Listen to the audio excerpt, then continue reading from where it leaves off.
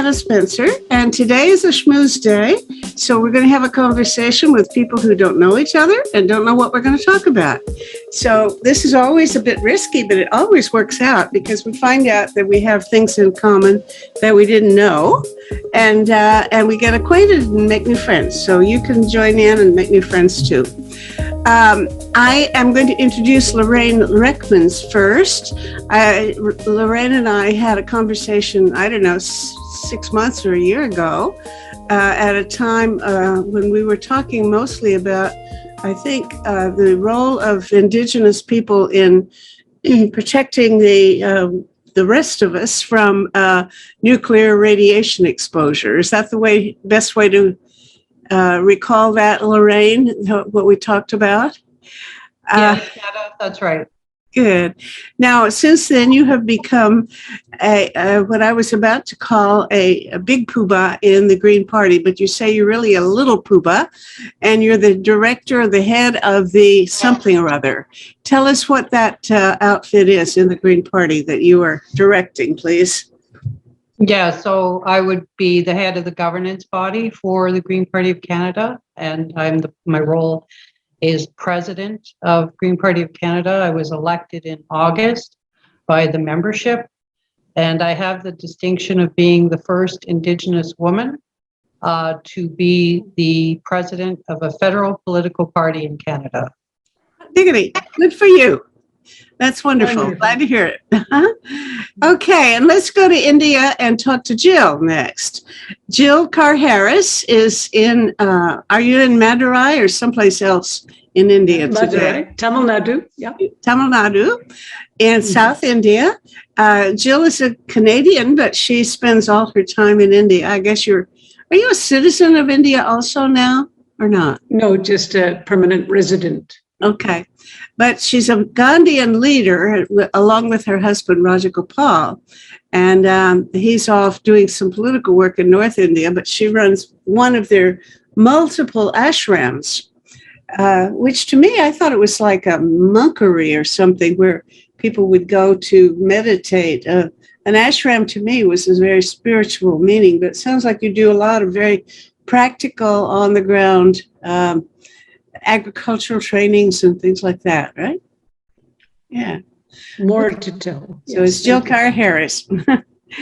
And in Quebec, where is it? I've forgotten where your town. Where's Bishop's University, David? I'm in Sherbrooke, Quebec. Sherbrooke, Quebec. David Webster is a professor of history at the Bishop's University in Sherbrooke, Quebec. And he has a long history of being involved with and interested in, especially the fate of East Timor, because he was one of the activists who tried to help with that cause back in the day when they were trying to become an independent and free country. And I guess you've written about that since then, haven't you, David? I suppose I have, yeah. I just had a book come out on that last year, yes. Right. Mm-hmm. Okay. So there you go. Nobody knows what anybody else is going to talk about, but I like to go around and ask people what's on your mind, and then let's see if we find any common ground. Lorraine, what's on your mind these days as you read the daily paper? Well, I'm very close to Ottawa. I'm not in the city center, but I'm about 40 minutes south of Ottawa. And of course, this convoy business is always top of mind lately. And it really I can't tell you how troubled I am when I see the contrast between how the authorities, how the police units treat Indigenous people in contrast to how they treat the members of this convoy. And I have to say that it's interesting for me as an Indigenous woman to watch these truckers park on unceded Algonquin territory and decry about how their freedoms are being violated. It's just such, there's some fundamental truths in Canada that they're literally sitting on stolen Indian land, crying about their freedoms as it relates to getting a vaccine. And I have to qualify my statements and say I am just speaking as Lorraine Reckmans, Anishinaabe, Kwe, Indigenous woman, member of the Serpent River First Nation. When I say this, I'm not speaking on behalf of any political party when I make this statement, but this is my own viewpoint, and I'm incensed. I'm incensed by it. It's just, it just speaks of white privilege to me. Thank you. I hear it. Absolutely. It's very understandable. And I bet other people share my sympathy for this. Let's see. Jill, I think you're next. What's on your mind these days? So I think all of you know that we had a farmers' protest for 14 months, probably one of the biggest or longest protests. But unlike the truckers, it was more or less a disciplined protest where a lot of people, a lot of farmers from Punjab and Haryana and Western UP primarily, although there's 500 odd farmers groups, it was led by about 48 groups.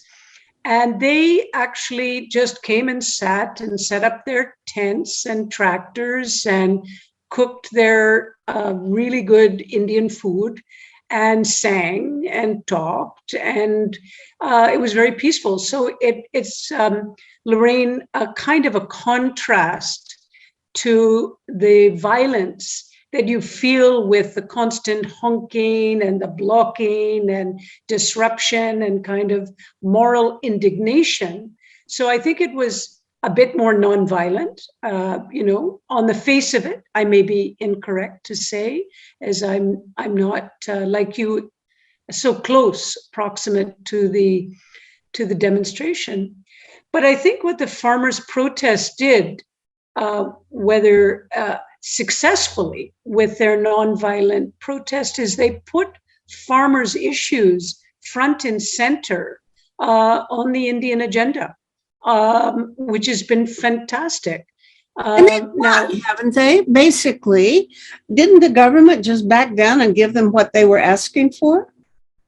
So it's in two parts. There were three laws that were very quickly passed. Like when you have a population of 600 million and you just very quickly pass, because the opposition has vacated parliament, is not sitting in parliament under protest, and the ruling party just quickly passes without much discussion three laws that are affecting 600 to 700 million people's livelihoods, and you don't take them into consultation, this is not good democratic practice. And so one of the really big issues was the disrespect that farmers felt in that process. But these three laws also took apart, dismantled a kind of a system where a particular system, which I won't go into because it would take too much time, but a particular system which gave them minimal security in a very, in a world that it gave them some, what these laws took away was a sense of support structure for the sale of their produce.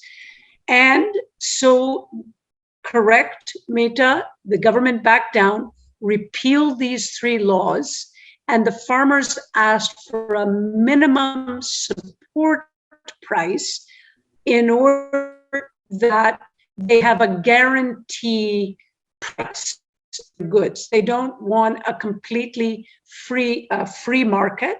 And the reason is not that free market doesn't have some benefits to it, but the reason is because the market is tilted in favor of a few corporate houses that are increasingly controlling all of the agriculture in India. So they felt that without a minimum support price, they would be really dominated by the predatory interests of these big food corporations, let us call them. So it was a great success, although the minimum support price has not yet been agreed to by the Indian government. So it's in I want to come back and ask you one question later, but I'll go on to David later soon. But I want to wonder, I know, I'm pretty sure you guys were not organizing it. The Indian farmers themselves put it together, this protest movement. But Correct. Would you say that it was informed by the Gandhian tradition in any sense, and supported by other Gandhian leaders, such as there still exists in India, apart from you and Rajagopal?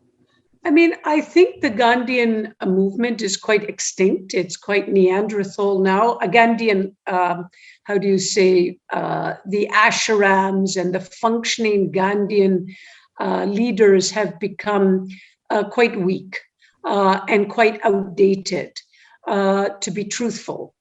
We lead a Gandhian movement, so it's a little bit different. But yes, the non-violent struggle of the Indian freedom struggle has certainly been an influence on the way people do all kinds of protest. And it also has influenced the way the governance structure works in a deep way. So yes and no to your question. Okay, let's go on to David, who I imagine will have some things that I can see the relevance of your own personal history to what we've been talking about so far. David, what's on your mind?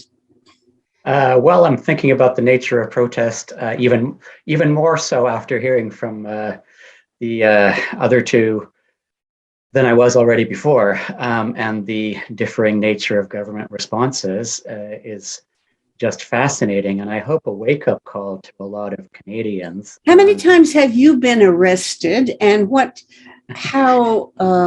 in what kinds of settings? In other words, were you participating in strictly nonviolent protest movements in Canada, quite apart from East Timor? You have a long history of being an activist in civil disobedience, right? Okay, so that's not an invitation to maintain academic distance. No. I don't know how many times. We used to do regular protests outside Indonesian diplomatic offices about East Timor, and Canadian diplomatic offices about Canada supplying weapons to Indonesia when it was under a military government, and supplying arms to that military government that were in many cases used in their occupation of East Timor. I think probably the more civil disobedience oriented tradition was in International Campaign for the Innu and the Earth, when a lot of people involved in peace groups were protesting against NATO countries doing low-level military flight testing over Innu territories in Nitassinan, or what we'd call Labrador and Quebec, I guess, today, and people protesting in solidarity with the Innu Nation leadership based out of Shishishi and what we now call Labrador, but also with in support of people who were walking and trying to use the land, such as Elizabeth Panashwe, whose recollections were recently put out in a great book about just walking the land and staying in touch with the land. So yeah, we did do a couple of attempts to close down streets in Ottawa, and the arrests usually came within about 10 minutes, and there was no talk of let them stay. You didn't have any huge trucks with vans to blockade things, huh? There were no huge trucks, no, just human bodies. No hot tubs on Wellington Street either. Okay, well, I think we have a common theme here. We're certainly interested in protest movements and the organizing and maintenance thereof, and the value of it. Let me come back to Lorraine, and you say you're only speaking for yourself, and that's you're right. But if I can probe you a little bit, most of the political parties have made, well, maybe not unified statements about their position on the truckers, but there's a tendency, I think, at least for a significant part of the conservative group to favor them or to defend their approach and so on, and to object to the dramatic step that the Prime Minister took yesterday in invoking the Emergency Act. Tell me what you think, if the Greens have taken a position, what have they officially stated, and if they haven't officially taken a position, tell me put your ear to the ground and tell us what's going on there. Well, Meta, I want to say that I have run for Member of Parliament 6 times for the Green Party.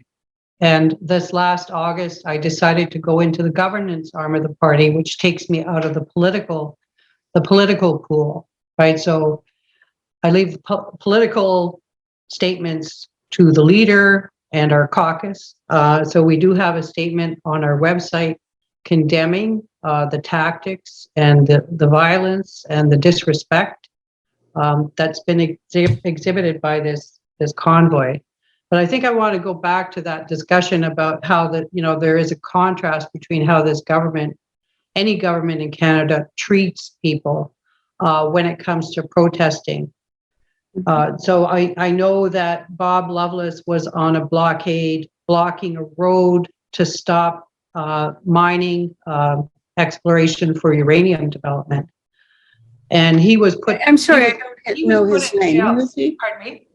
He was put in jail for 6 months. He's an Indigenous man? Yeah, Bob Loveless, yes. So he was with the Ardoch First Nation blockading a road, and there was a court injunction, and he defied that injunction and was sent to jail for 6 months.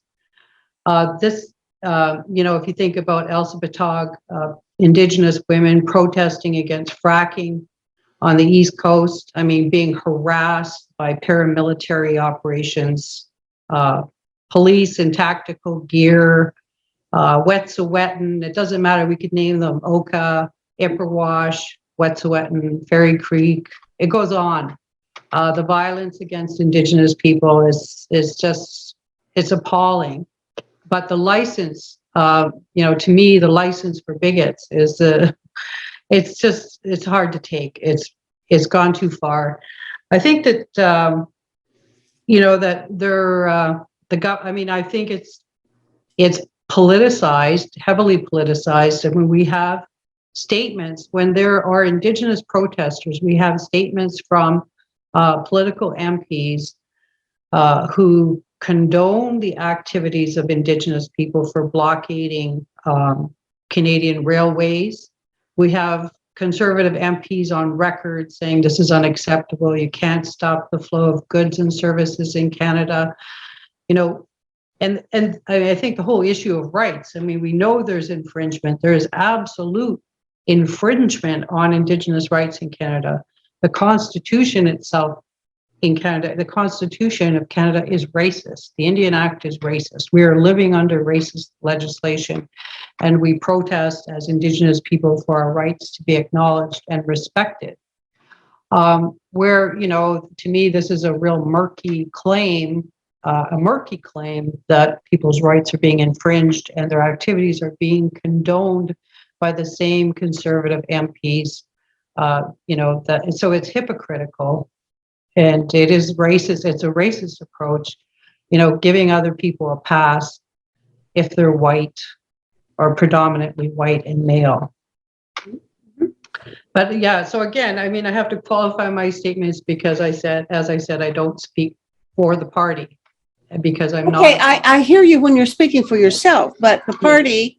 But the party has an official position. Yes, or have they? Is there any kind of violence? Yeah.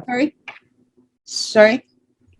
The party has made an official statement condoning this activity. Okay. Yeah. Okay. Can you tell me more about what they have said, or how? Maybe I guess I want to know how a decision is made and how much unity there is within the party about. Well, the party is based on 6 key principles that include respect for diversity. That and the ethic of the party is to basically to be peaceful, right? So, the Green Party of Canada has these principles where our leaders talk about placing principle ahead of the pursuit of power, right? So that is, in a nutshell, I think to me, that's what the Green Party is. It's a member-driven party where policy is developed by the membership, and the leader is primarily a spokesperson for the members to advance our policy. It isn't a top-down approach to, where the leader comes in and tells the rest of the party how to toe the line or where to toe the line. This is it's a collective effort across many diverse voices to develop policy. Mm-hmm. So, we take the position of course, everyone has a right to protest, but when we talk about infringement on other people's rights, I mean, it's not part of peaceful civil disobedience. Thank you. Okay. We have just been joined by my friend Barbara Burkett, who's, I guess, in Oakville at home. I don't know, we're underway, Barbara, already, where the theme of the day seems to be we're all concerned about protest movements and how peaceful or disciplined they may be. I should describe you as a retired dermatologist and a good friend and a member of, very active member in the Physicians' Peace Movement, the IPPNW and the Canadian branch thereof. So, hello, Barbara. How are you? I'm fine. Apologies for being late. Lorraine Reckmans was just speaking about her role as a leader. I don't know. It's not the leader of the Green Party, but anyway. I'm only the president, Meta, and I'm only the president of the party, not the leader. Okay, the president of the party. Congratulations on your being the president. The media calls us they call us the party brass. Oh, well, that's a good, slightly more dignified term. Anyway, being president is always a good thing, whatever you're president of. So, David, please join in with your own reflections on what we've been saying so far. I wonder if one of my questions occurs to me is whether or not you would say that in other countries besides Canada, both in East Timor and Indonesia, as well as India, that there are correlations between ethnic or tribal or identities of minorities and the way protest actions are conducted and the way the protesters are treated. It's the way the protesters are treated, but it's also the way that different types of protests are treated. Most countries in the world don't allow their capital city to be occupied for long periods of time, for better or for worse. That's a very unusual response on the part of Canada. And when I get notes from people overseas, they're very surprised at this being allowed to go ahead in Canada as it is.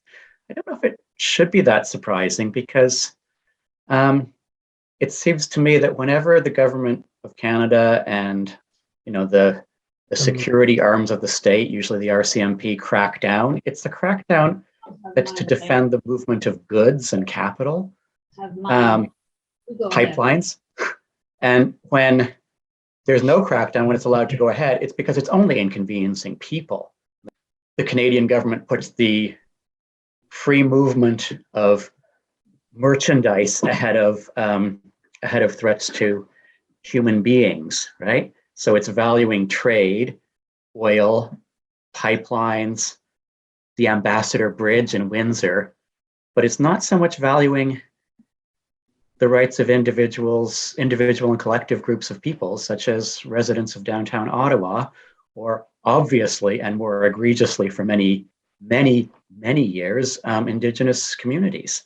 So, that's the differential treatment that really strikes me in all this. I think it's a good point, David. Thank you for that, because it really struck me that when they finally decided to take action at Windsor, that it was the Automotive Parts Manufacturers Association who pushed the button to get that action. And so who calls the shots in this country, right? If citizens are calling for action. We had an incident where there were, and it's also disturbing to see how the police are failing to do their job. So we had an incident just this week where a group of citizens blocked their street. They stood on the street and made a human chain and told the truckers to turn around. Not in our neighborhood, get out. And the truckers did turn around, and the citizens said, if we can accomplish this as people without weapons and without equipment, how come the police are not doing their job? And then I think because we're not manufacturing and shipping anything out of the city of Ottawa, you really hit the nail on the head there, David. Thank you. Do you think it's the decision of the police themselves or even their leaders, or are they reflecting or obeying orders from on high? In other words, I've heard people say that they think a lot of the police actually are quite sympathetic to the values of the truckers and don't want to enforce the law because they like what they are seeing. But that's only speculative. I have no idea whether that's true. Nobody else knows either? No, we have no answers about, the big question. The question is, why are the police not doing their job?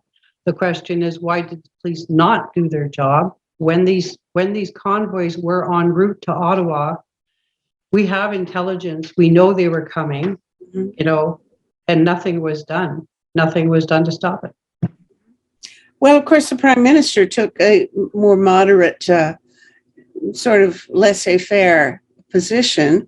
And now with the announcement of this Emergency Act, which I don't understand at all, what are the powers of the Emergency Act? Apparently, it replaces the War Measures Act, and I didn't even know that there was a replacement.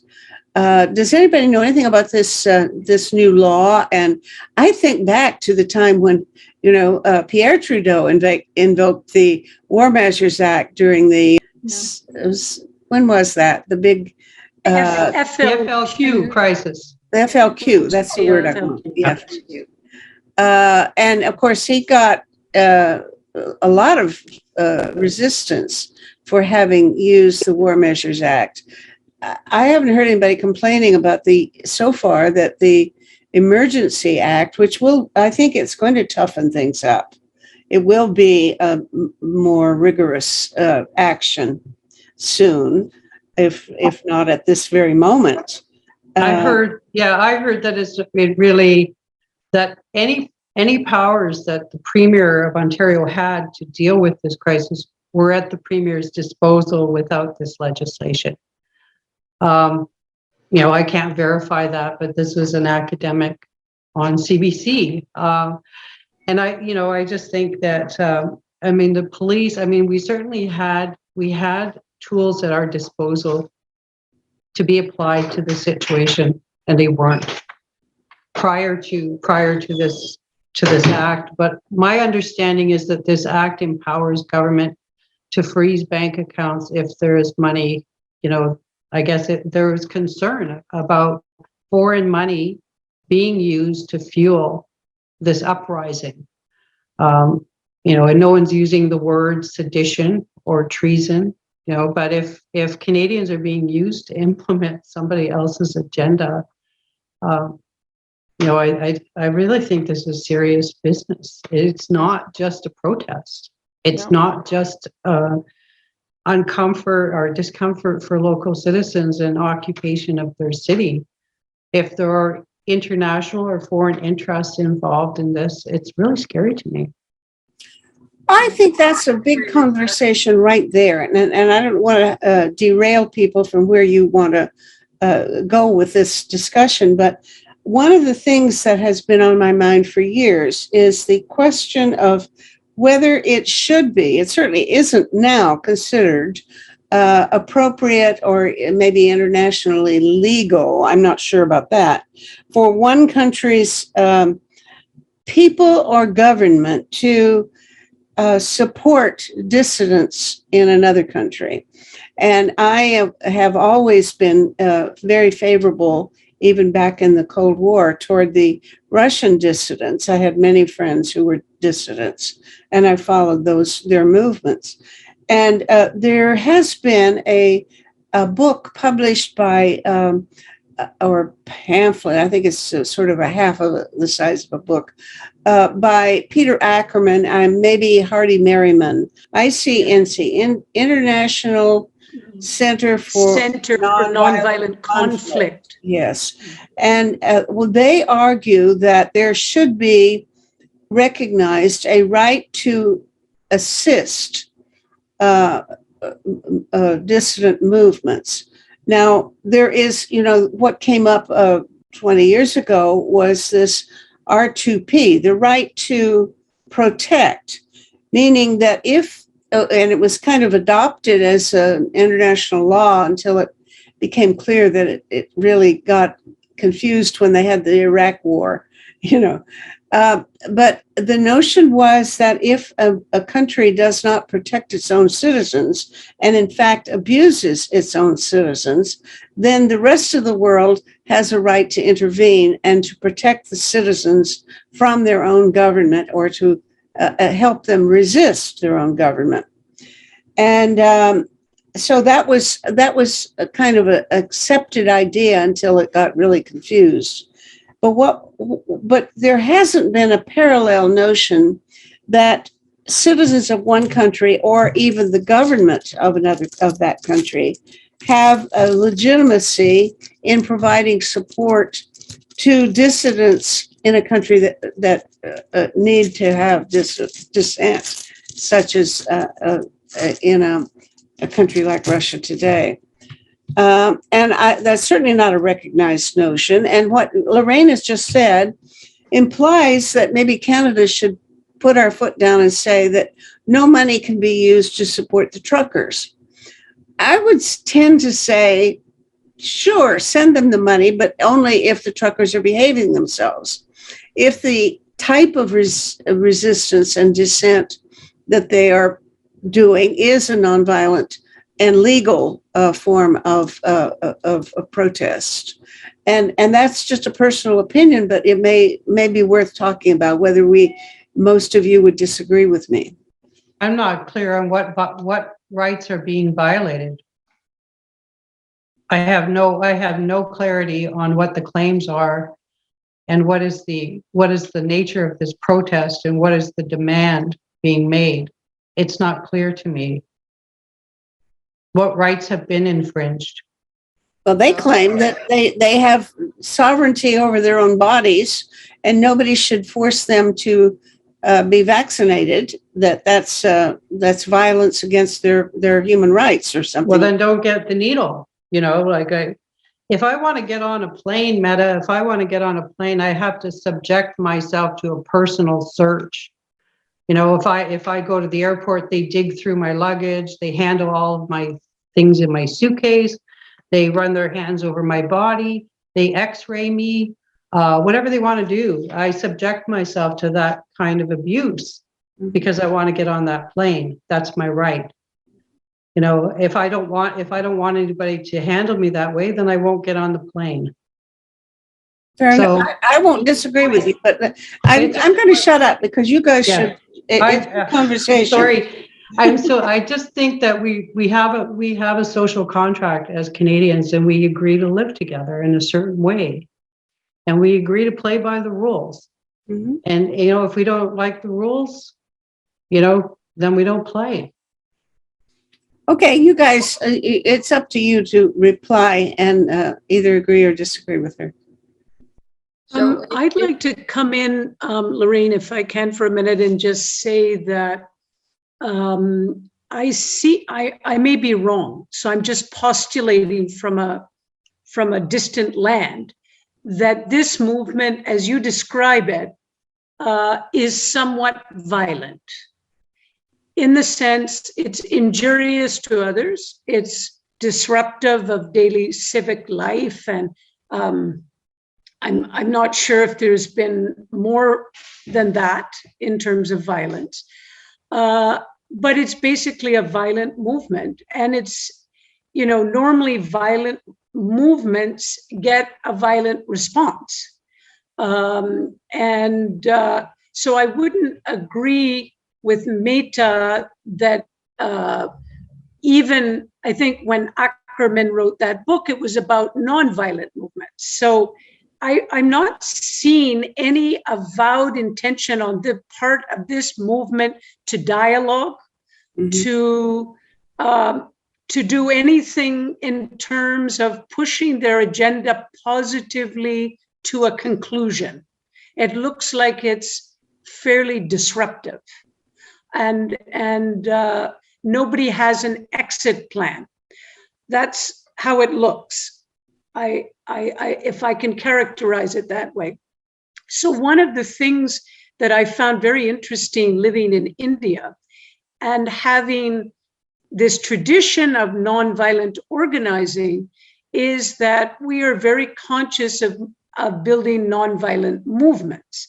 Now, I think the Indigenous movements in Canada are very nonviolent for the most part, you know, the ones that I've understood.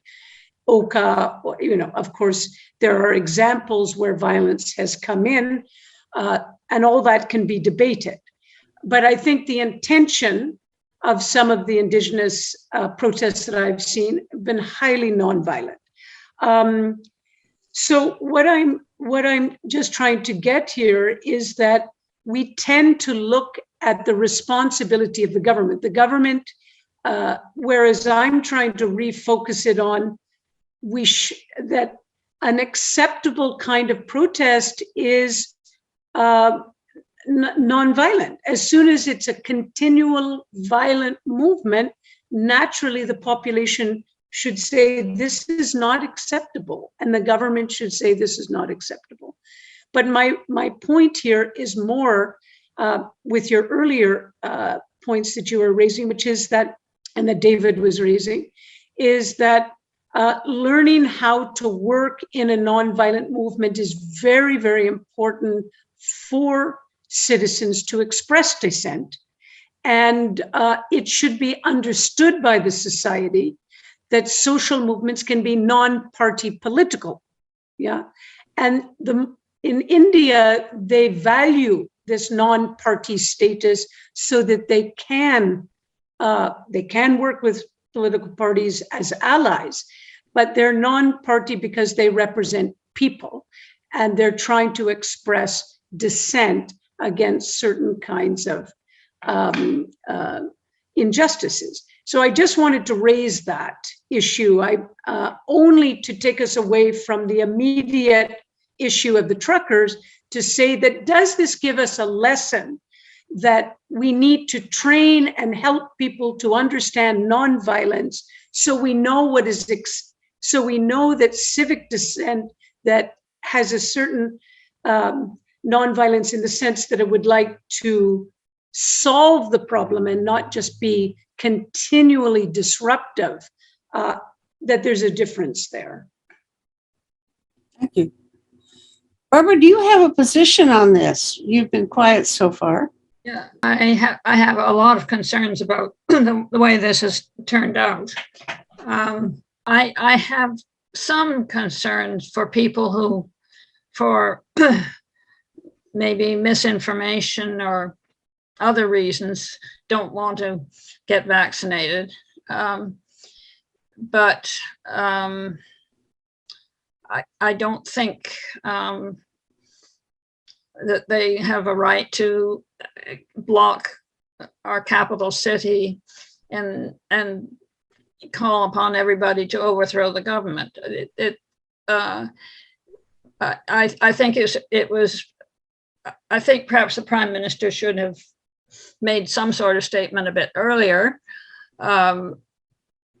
rather than seeming to ignore them, because I think if maybe they thought they were going to get a message across somehow, it might have been better, but their message should not have been in the tone that it was. The protests, treatment of the citizens of Ottawa with all the honking and so on, and in impeding their ability to get to their work and all that kind of stuff, that was, it was wrong and it was stupid. If they wanted to get any information, any support, that was not the way to do it. I believe I read today that it was like $10 million has been donated from outside the country. I don't know how, Bitcoin or some other method of. Would that be legitimate if the protesters were behaving themselves? If this were a nonviolent movement, protest movement, would you consider it improper, or should it be made illegal for people in other countries to fund a protest movement here or elsewhere? Well, you know what, Meta, I have to think about some of the environmental NGOs in Canada that were standing up to the Trans Mountain Pipeline, or, was it the whatever issues they were fighting with. A lot of non-governmental organizations would go to foreign donors, whether it was Rockefeller Institute or whoever, for program money to fund their organizations. And that was used, it was used against the environmental movement. And so anybody that was blockading a pipeline, they were vilified, and the government officials, said that they were being used as pawns, in some kind of international interest, whether it was American oil or whatever, So it was really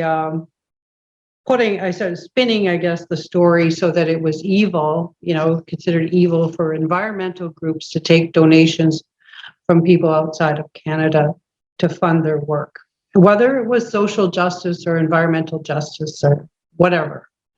But yet it's okay. For some reason, it's okay for people to take money from the Republican Party, to launch a convoy in Ottawa. But it is, I just want to say that I think, based on everything that everyone has said, I think that, we're looking at the politicization of protest, right? And we're all being used as people for someone's political gain, and we're being played like pawns. So if you look at how the Conservative Party has sidled up to some of these convoy protesters and taken selfies and, yakking about freedom and everything else, you just think we're all being used for something that I don't understand what we're being used for, but I understand that people are politicizing this protest for political gain. And I would say that our undemocratic voting system is probably one of our biggest problems. Like, if we had a true representative democracy, it might temper down some of this violence and this rhetoric, and this, hyperactiveness, I guess, in the Canadian public, because no one feels like they're being heard. These truckers feel like they're not being heard.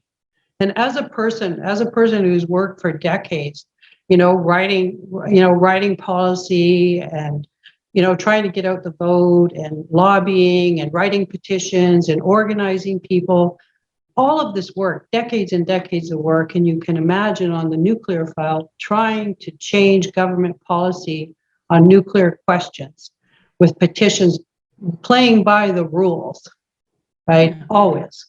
How it's hard for me to watch goons show up and try to bully their way into policy change. I find that distasteful. So it means that people don't understand our democracy. They don't understand our processes. They don't want to use our processes.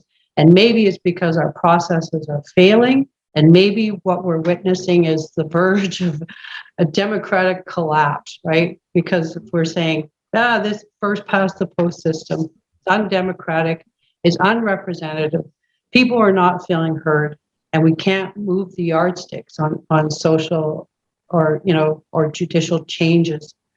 And so maybe these people, how many of these people even vote, because they certainly don't know how government works. Agreed.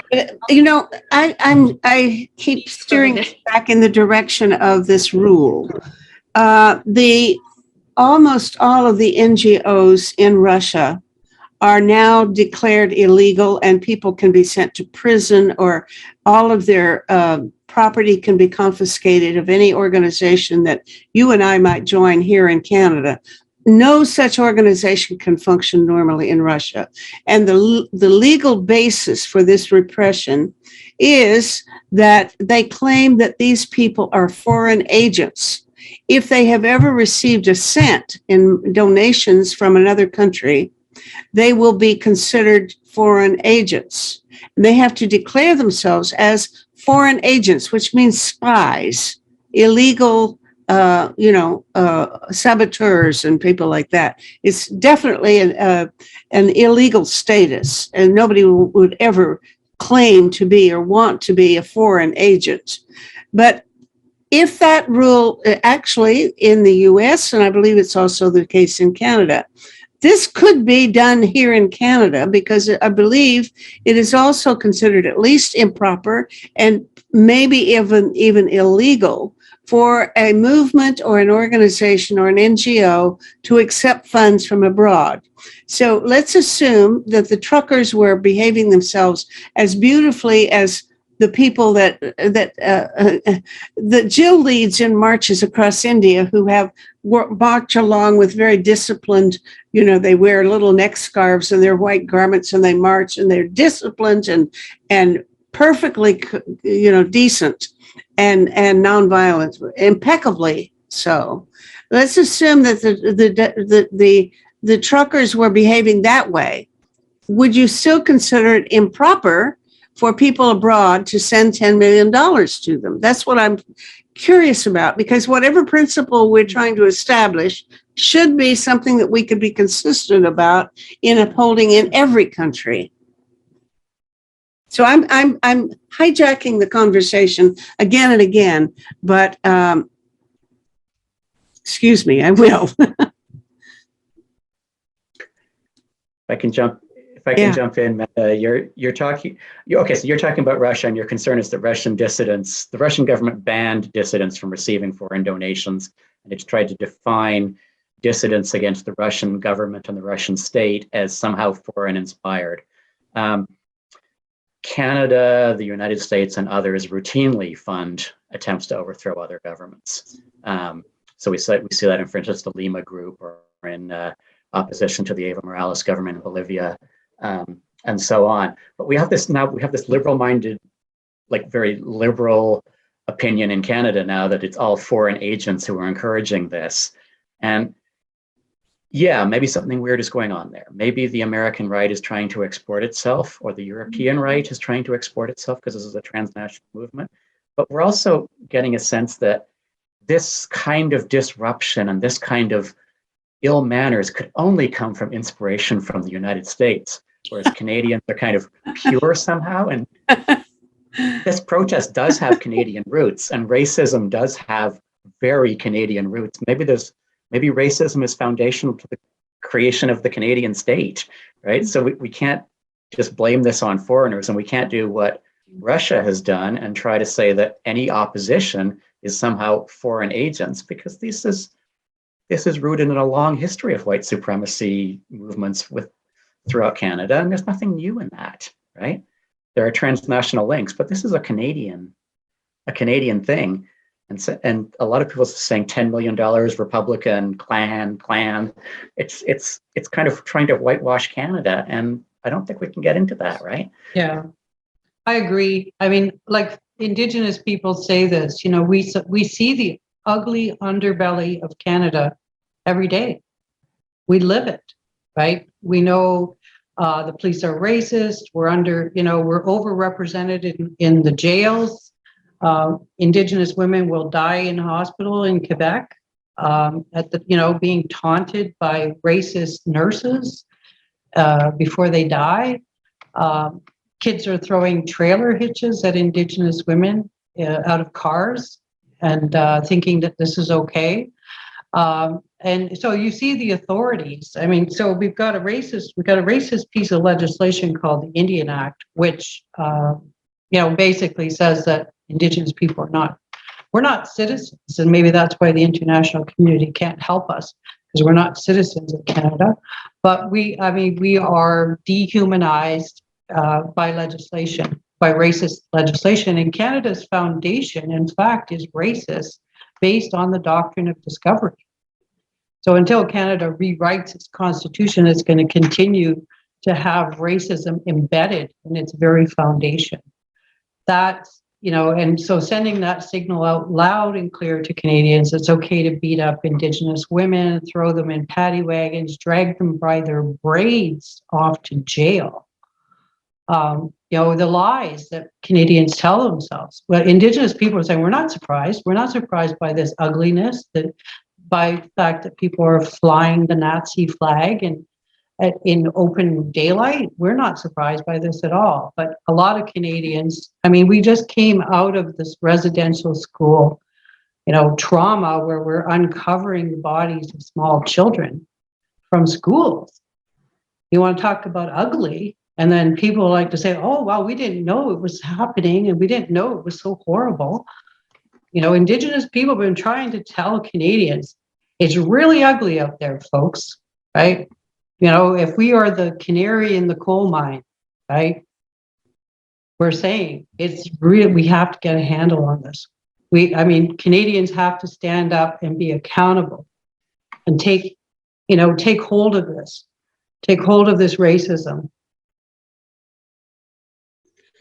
So, I would just like to step in, if I could, and say that the fear that, all these statements are legitimate, of course, but I take issue with the fact that how do we not allow political polarization to such an extent we can, lead to a situation where our democratic institutions fall apart. We've been watching what has been going on in the United States for the last few years, and we've seen the growth of white supremacy. And we've seen that to a large extent, the oxygen has been given by polarizing the other.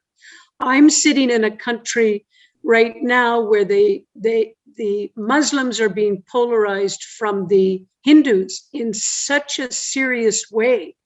And it could lead to the complete dissolution of India into small patches of countries.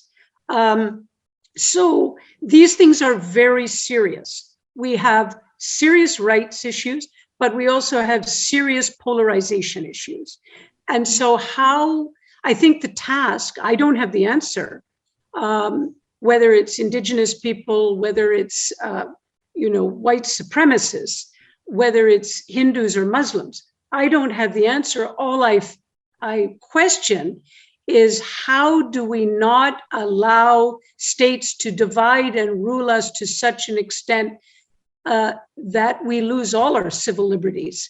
Yeah, because I'm watching that in India, a complete loss of all civil liberties. I believe we've got to stop playing democracy and have a real democracy. We're a constitutional monarchy, and we don't have a representative government. We don't have a representative voting system. So what has happened is they just quit playing the game. They don't participate. And so when they're not participating, they've given up because they can't affect change using a democratic process because it's not even a real democracy. That's the problem. And education, I think the second answer would be education, that we have a responsibility to tell the truth. I'm surprised you say that Canada isn't a real democracy. It's not. Well, what? We got a minority government that was elected with 30% of the vote. Mm-hmm. So that means 70% of the people are they're not being represented, or they're not being heard. So if we had a proportional voting system where people were represented based on the proportion of the vote, we would have more voices at the table. You know, proportional representation is not normally considered the only criterion for deciding whether a country is democratic or not. It mostly has to do with other things like, do you have freedom of the press? Do you have a rule of law, etc.? Do you have Do we have freedom of the press? Do we? David, do you think that we have freedom of the press? I would think so.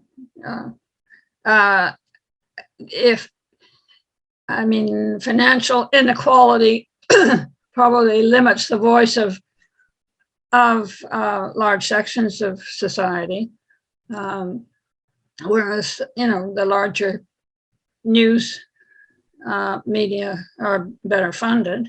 What about India? Is there freedom of press in India now? There is not, except for a few outlets. Most of the media is controlled by the state, and that's been a takeover.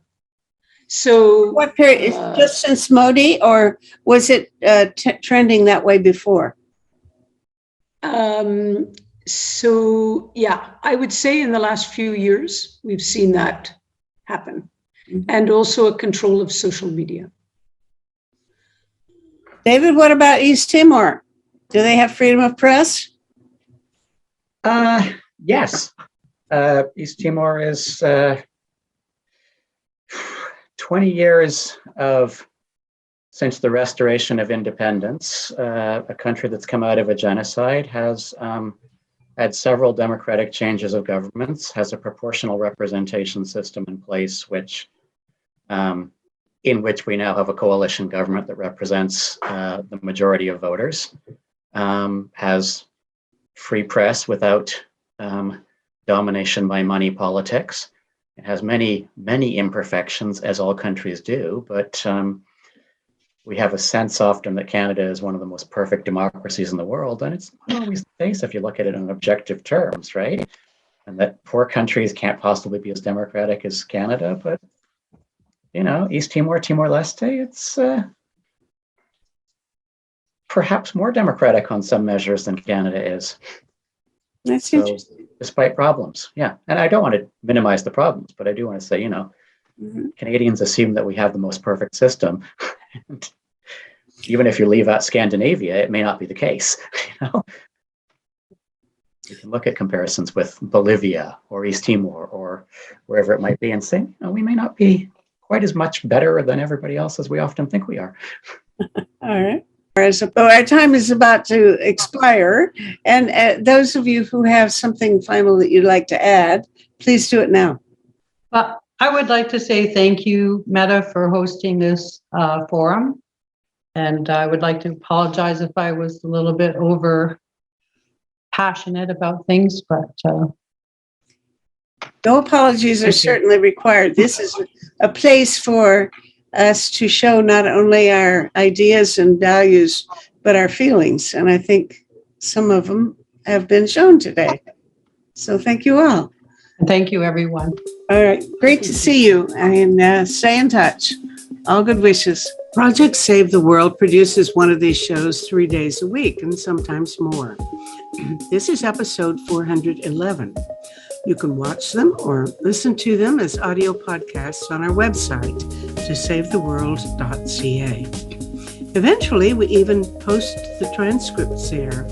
And when you get to the website, please look around, because we have conversations going there all the time about 6 global issues, plus potential reforms in governance, economics, and civil society. To find a particular talk show, enter its title or episode number in the search bar, or the name of one of the guest speakers.